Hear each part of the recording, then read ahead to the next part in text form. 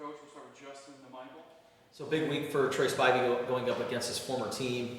What has impressed you about how he's evolved as a receiver since you got him? Coach Gonzalez will attest to this, but he's grown tremendously since the spring. In the spring, it was almost, obviously new system, new way of practicing. The tempo was different, getting in shape, getting some chemistry with Noah and the other quarterbacks, learning the signals. All that stuff was a lot. And once he kind of settled in, you really could see his skill set. And like he said up here and told you, he wants to be more than just a big body receiver, and I believe he is, because he can really accelerate. And I think you saw that on the touchdown that we threw him this past weekend, where it was just a little flat throw.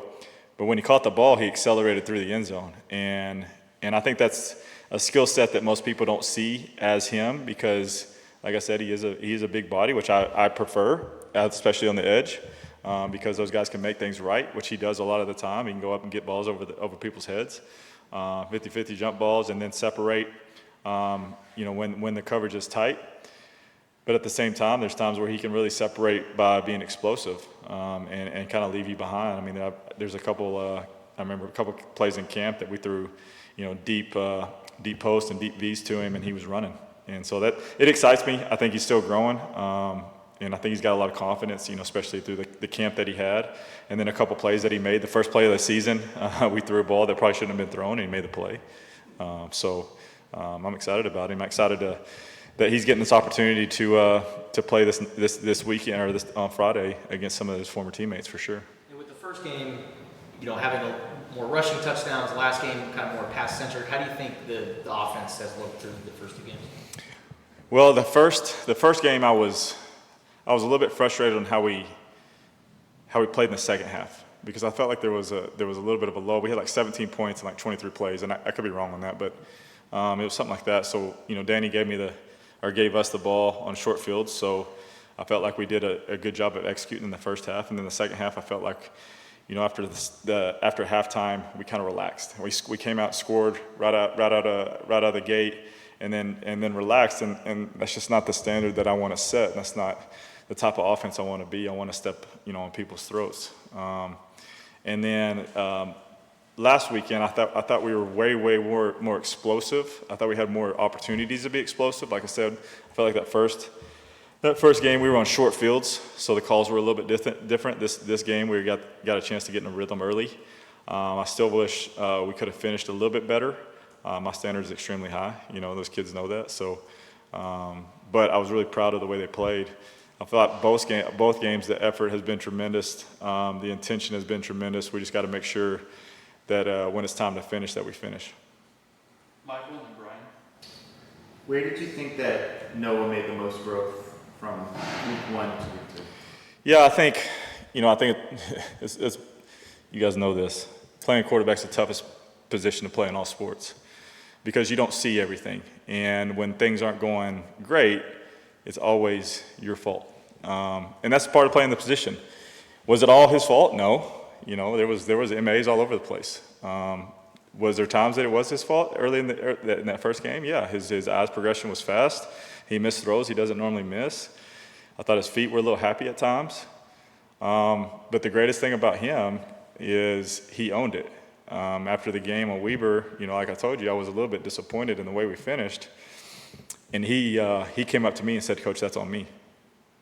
And right then I knew, that was just told me everything. I already knew the kid, I already knew who he was and what he's about, but it was like, okay, he is a real one. And so he took a lot of ownership of that first game, of how that's not the standard of play he wants to play at, but he also took the accountability and owned it, fixed it, going into that next week, and played pretty elite, and I think there's a few throws he'd like to have back, a few reads he'd like to have back, but missed 5 throws all game, and a couple of them could have been caught, right? And then he had a couple really impressive scrambles. I thought, to me, he's a little bit different than he was last year on his feet when he decides he wants to use it, so that's going to be another advantage to his game. But I'm really proud of him. I'm proud of the way he responded. I'm proud of the way he prepped. He prepped really hard. And then, I think it's, for a guy like Noah, where he does put so much work into his preparation in the week, that sometimes like you just got to encourage him, man, go let it loose, because I think guys get so bottled up. I'm one of them, and especially when I was playing, man, I always felt like I was the most prepared on the field. There was nobody that was more prepared than me. But then you got to go let it loose. You got to go play, and I thought he did a great job of that on Saturday. Brian and then Troy. Is the Service Academy about the worst kind of opponent your opponent could have played the week before when it comes to scouting? When it comes to tape, because it's a little bit useless just because obviously the schematics don't add up. You're not going to defend us as the same as you defend Army or Navy or Air Force, whoever they're playing. So yeah, it's a little bit useless tape. Now, I think if you ask anybody else in the country, you don't really want to play those games because, it could happen like it did. They're on the field for, I don't know how many snaps they were on the field, but something crazy, like 40-plus plays when they got that onside recovery. So that was tough on them. I know listening to a few press conferences, they're a little bit, worn down from that game. And so they got to do a great job of recovery this week so they can come in fresh and give us which I anticipate fully. It's Kansas State. It's a Big 12 game, and these guys are full of tradition. So regardless of who they played the week before, they're going to come out, we're going to get their best shot. But yeah, from a scheme standpoint, it's a little bit useless. So do you have to look more at the first two games then? Yeah, absolutely. And then those are a little bit skewed too, just because Iowa State's a 12, 13, 14. I mean, they play every single tight end they have on the roster. They're playing in big sets, and then North Dakota was in bigger sets too, so you're not getting a great idea of what they're going to do to you. So you got to use a little bit of imagination, and then obviously with the change of schemes, they're a little bit more forward down than they were last year. So I anticipate that, but I'm not naive to the fact that I could get the 3-down version too. So we'll be prepared for both. Troy and then Jason. Questions. One, just your overall thoughts on Rhino getting into last game and just how he was able to perform. Super proud of him. I think going through what he went through, and then obviously I've been through 2 ACLs myself, so the recovery of that is like a roller coaster. One day you feel great, and then the next week, 2 weeks, you feel like, am I ever going to play again? So I know from a mentality standpoint that's a roller coaster for him. But I thought he's attacked, ever since I've been here, he's attacked the rehab process and put himself in a position to be ready to play right now. And I don't think that's always the case. I've been at other places where you don't have those guys ready to play. Well, it's because they didn't attack the rehab and attack the training like Rhino did. So I'm really proud of the way he's built himself up to play. And I thought there was some good moments. I think for Rhino, it's just getting into football shape. I think, you can practice all you want, you can train all you want, but when you get out in that football field, all of a sudden, you go 8 or 9 drives and it's all tempo and you can't breathe. That's a different type of feeling, and you still got to be able to execute, your assignment and your technique so to give us the best chance to have success. So I think that's the biggest thing for him is just continue to get in shape. But, when he's on the field, we're different, and I'm excited to have him back. And then the last couple of weeks, if you review the film with the holding penalties from the receiving room and the offensive line this past week, just your thoughts on that and how do you kind of balance that? Yeah, it balance is a great word, because to me, like one penalty is too many penalties, just like a turnover. One turnover is too many turnovers.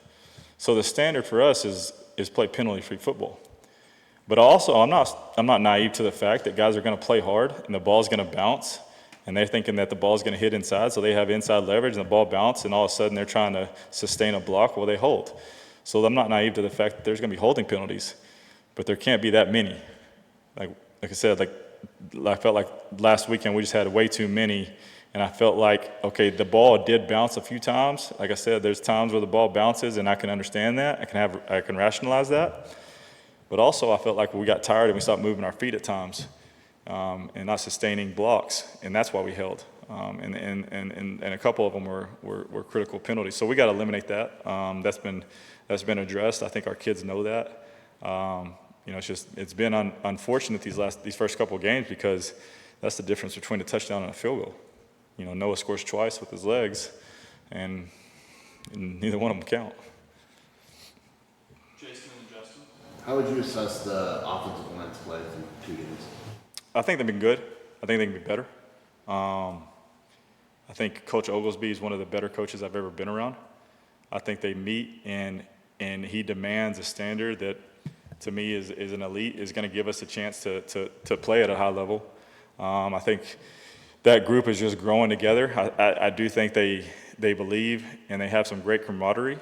But there's also some times where, like, hey, we're gonna need some guys to really continue to develop so we can be the team that we want to be. But like from like the first game, I thought we ran the ball really well. I thought we had some protection issues that we addressed. And then this past weekend, I thought we protected a lot more better. But I didn't think we blocked in the run game as well as we did the week before. So I think if you ask that question to any OC in the country, they're going to tell you, like, we can be better, anybody up front. But I do like the guys that we have there, and I do believe in them. And I know they're working every day to make it right. So it'll be a big challenge for us this weekend. I'm excited to see, because I think this is going to really tell us where we're at there, just because I do think their D-line is a quality group. I think they have a couple edge pieces that we haven't seen yet, at least not in a game. So I'm excited to see where they're at, and I'm excited to see how they respond to this challenge, because it's going to be a big challenge for them. And then just one more thing. On the opposite kind of perspective, you've had mobile quarterbacks in the past. Kansas State as a mobile quarterback. As an offensive coordinator, how does that change or add to what you can do offensively when you have a quarterback that can get out and run? Well, if you're not afraid of running, you basically can call anything. And the greatest thing about, like, a guy like Avery, and then you see Noah doing it a little bit too, is he can make a bad play right. You know, whether it be a busted route, a missed block, or they just covered it, or they fit it, he can make you right. And I think that's what, Braylon did for me at Marshall. There was a couple times where it probably should have been stuffed, whether it was quarterback run or, like I said, like we missed a protection deal, and next thing you know, Braylon's on the edge and he's going for 50, And so I know that defense coordinators struggle with that, just because it's like, man, we had him dead to rights, and this dude just outran everybody. And so, like I said, I think he can make things right, and then in the run game, he can give you problems just because you have an extra hat and you can manipulate boxes that way. So, I know he's a good player. I think it just depends on if you're willing to get that dude hit or not. That's another thing about running quarterbacks. I think which ones are fast. Guys that want to run on the edge, and then you have, like, really powerful guys that you can run in between the tackles, and they're just basically another running back that can throw it. And I think that's the one that you have to really worry about, is the guy that's not afraid to get hit, that can stick his foot and get vertical, because he can really, really challenge you.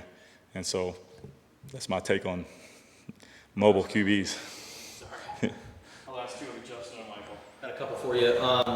Correct me if I'm wrong. Was your first touchdown pass at Texas Tech against Kansas State? Yeah, I believe so. Yeah, my redshirt freshman year.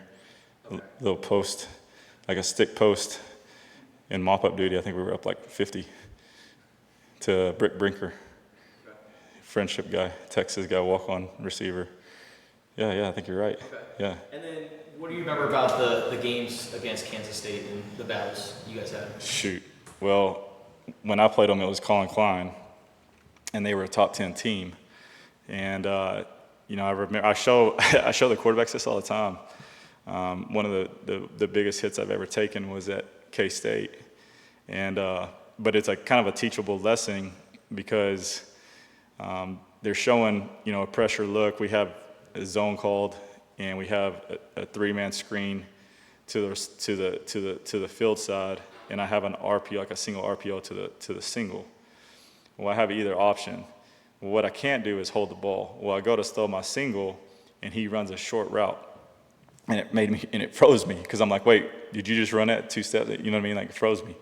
The next thing you know, I'm holding the ball where they have an edge pressure that I'm responsible for, and I just get blasted, fumble, touchdown. And so I remember those guys being extremely physical and really good on defense. And then obviously they've always been able to pound the rock with the mobile quarterback. Like I said, Colin was always the guy when I was playing him. and they were always tough to play. So I'm excited about this weekend, and I know we're going to get their best shot regardless. Like, okay, you can give all the excuses all you want. Like, they just played Army. Like, it was a tough game for them. They had to play a bunch of snaps on defense. You can hear the head coach talk about how they're a little bit beat up, and they got to do a great job of getting healthy. But I fully expect that we're going to get their best shot, because to me, that's not a program that's just going to lay down when you back them into a corner. That's a program full of tradition of fight and physicality. So I know we're going to get a real fight this week on Friday night, and I think our guys are ready for it, and they're going to be prepared for it. So I'm excited about it. We'll finish up with Michael. You had 8 different receivers catch passes in week 1, 12 different receivers catch passes in week 2. Do you like that sort of distribution? How does that help? Yeah, I think right, and I think the limitation with Hutt being out has allowed that to happen too. And then obviously Chris Hunter didn't play the first game. He played a little bit, didn't play much. So it allowed that rotation to be what it is, which was good, because I felt like some of those guys needed to get real game experience going into, quote unquote, Big 12 opponents, because this is where it really matters, and this is what real football is about. And so, I'm excited that they got those reps. I'm excited Mizell got those reps. I'm excited Gio got those reps. I'm excited Phelps made some plays, because, through this long journey of a Big 12 schedule, you're going to need those guys. And so they might not be your starters yet, but they're going to be great rotational players. And I'm excited that they've made plays early, so they know what that feels like. So it's not like, okay, I need you to go make a fade catch against Kansas State, and this is the first time I'm expecting you to do that. Well, now you've done this. You've been in the end zone. You've made a big-time third down catch. You've gotten popped, right? So you know how to respond from getting popped. And so I'm excited about that group. And like you said, it's been a healthy rotation. I think those guys are all in it for the right reasons, and they all have each other's backs. And then when we get fully healthy, I think it would be dangerous for sure. Thank you, Coach. Yeah. Appreciate you guys.